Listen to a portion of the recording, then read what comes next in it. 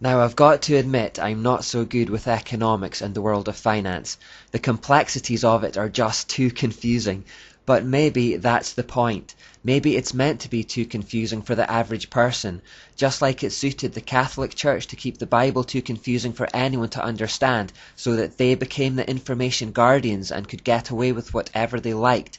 Maybe it suits bankers to have us ignorant of what they are up to as well.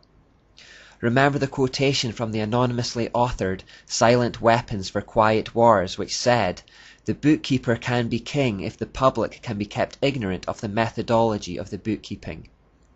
In the next couple of parts, I want to highlight how our money markets and banking systems are far more manipulated than we might imagine, and that most things that happen within them happen by design, not by chance. In his book, The Coming Economic Armageddon, which I'd highly recommend, David Jeremiah writes about some puzzling things that happened in the aftermath of the economic crash that hit in 2009. He says that failed institutions such as Bank of America, JP Morgan, Citibank, and Goldman Sachs managed to pay back their billions of dollars in bailout funds early.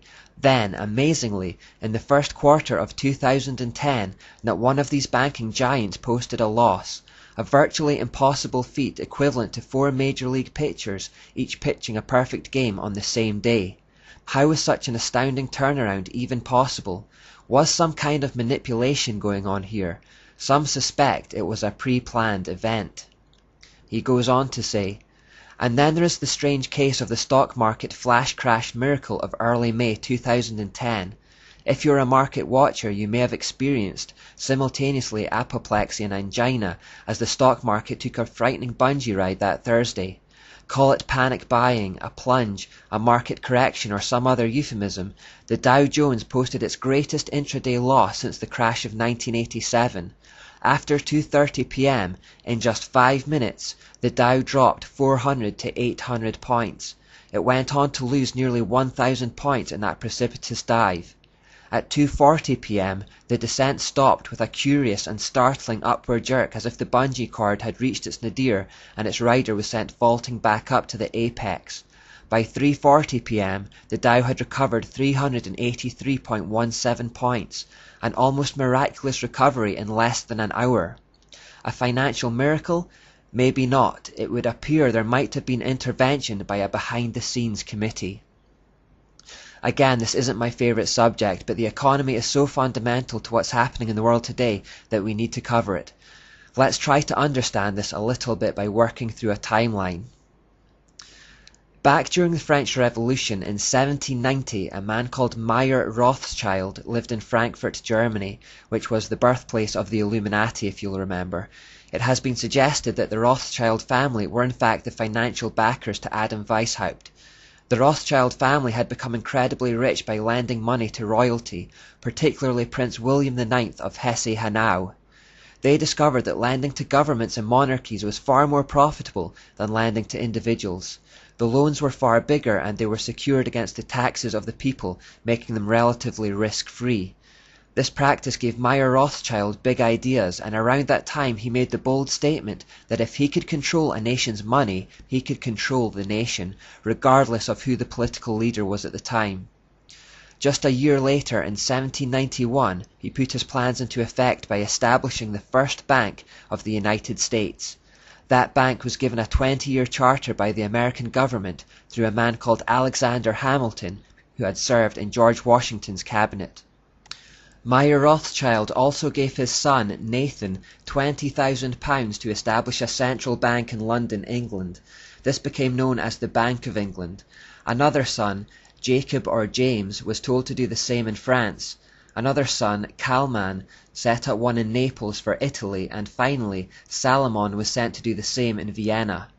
Remember John Robinson's word from Proofs of Conspiracy.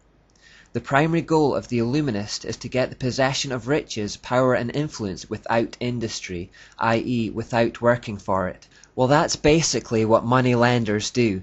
They create money out of thin air, lend it at interest and receive more back without any effort on their part. This is called usury. It was outlawed in the Bible, but today the entire economy is based on it. Let me try to explain.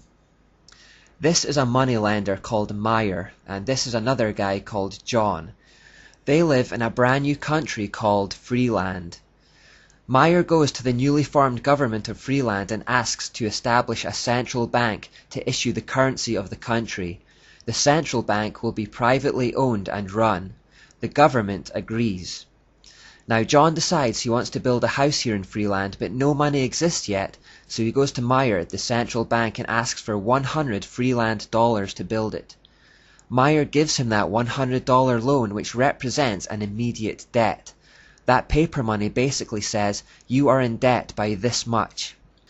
But on top of the $100, Meyer charges John a 10% interest rate which must be paid back over 10 years.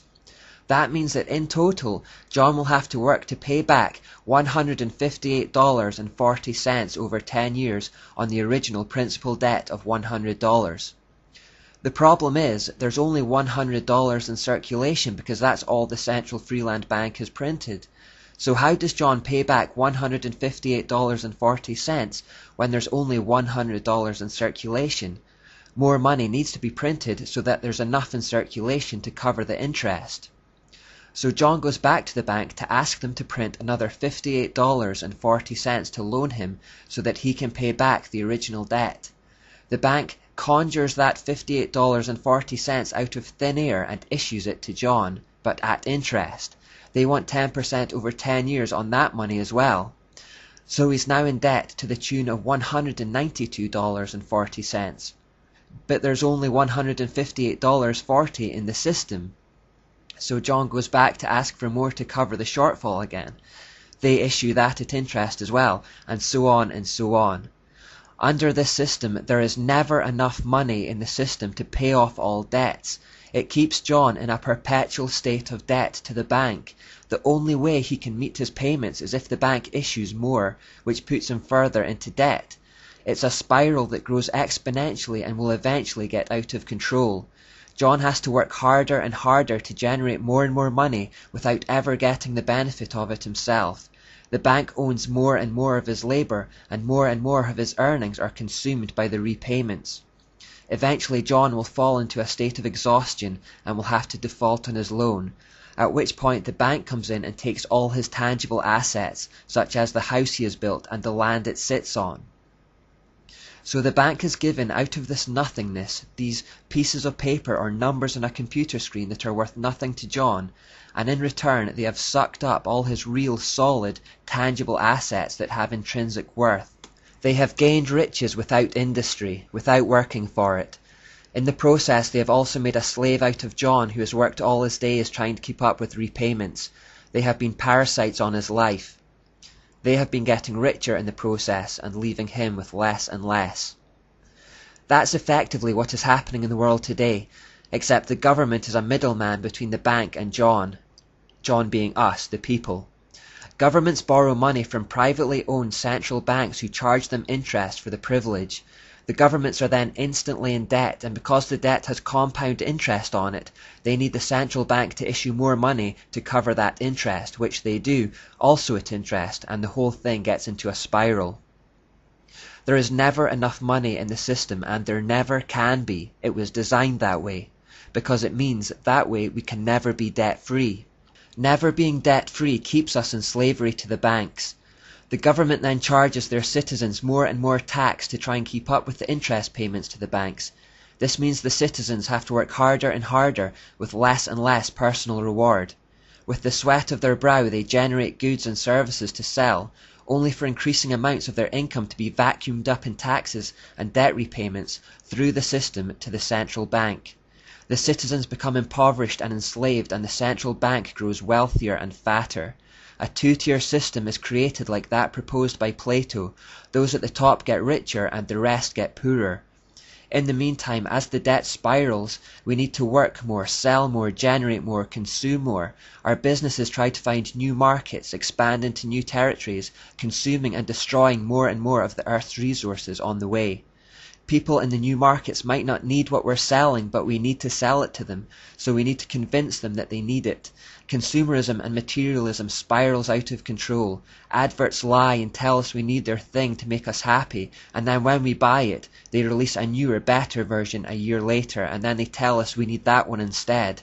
At times, the bank issues credit freely to encourage the spending spiral, and then, when they feel like it, when everyone is loaded with debt, they can contract the money supply, cause a depression in the economy which causes millions of citizens to default on home payments or car payments, all the stuff they've been buying but haven't really been able to afford, at which point the bank steps in and takes control of those hard, valuable assets, and the people are left in poverty. The endless growth that means new money has to be constantly pumped into the system also means the currency becomes increasingly worthless. This is called inflation. A couple of generations ago, one parent could go out to work and provide more than enough for a family of 5. Today, 2 parents working sometimes barely cover the cost of living. Nothing in nature indulges in endless growth like this except for cancer, and that is far from healthy. Left unchecked, it causes death to its host. Likewise, there is not a single civilization in history that based its economic system on usury that didn't collapse into an exhausted heap in the end. There is no escape from it. That will happen to us too. Our whole economic system is headed for a huge collapse, and when it does, the elite money men will step in to snap up the valuable resources and consolidate global assets in the hands of a few. This would create a global 2-tier system. What we have felt thus far are only tremors. There is something much bigger ahead. Remember the moment in Matthew 21 when Jesus arrived in the temple and found the moneylenders there. He got about as angry as Jesus is ever recorded to have been. He knocks over their tables and chases them out of there, calling them a den of thieves. That's what usury is. It's theft. In Proverbs 22:7, the Bible says that the rich rule over the poor, the borrower is a slave to the lender. We are all slaves to central banks now, which is why we are taxed at every turn. Our government is slave to those bankers too. They form a shadow government, just like Mayor Rothschild boasted about in 1790. Democracy is an illusion under this system. Most of us will also have car repayments, mortgages, or will have taken out credit on some other large purchase. It has been reported that Americans today now pay more tax than 19th century slaves and medieval serfs. If the borrower is slave to the lender, are any of us really free? Or did we just come to love our servitude because it was comfortable, like Aldous Huxley suggested we would? I've done my best to explain as far as I can understand, but like I said, economics isn't my forte at all. So what I've done is copied links to a few websites below that should help explain the situation in black and white. I should add I don't necessarily agree with everything on those pages and in those sites, but it will give you a good idea of what's going on. Finally, although my financial advice is admittedly worth very little, I would suggest that as our paper money becomes increasingly worthless and may one day soon collapse completely, it might be an idea to invest in something with real value, such as gold or silver. We should also try to pay off our private debts as soon as possible and to live as debt-free as we possibly can.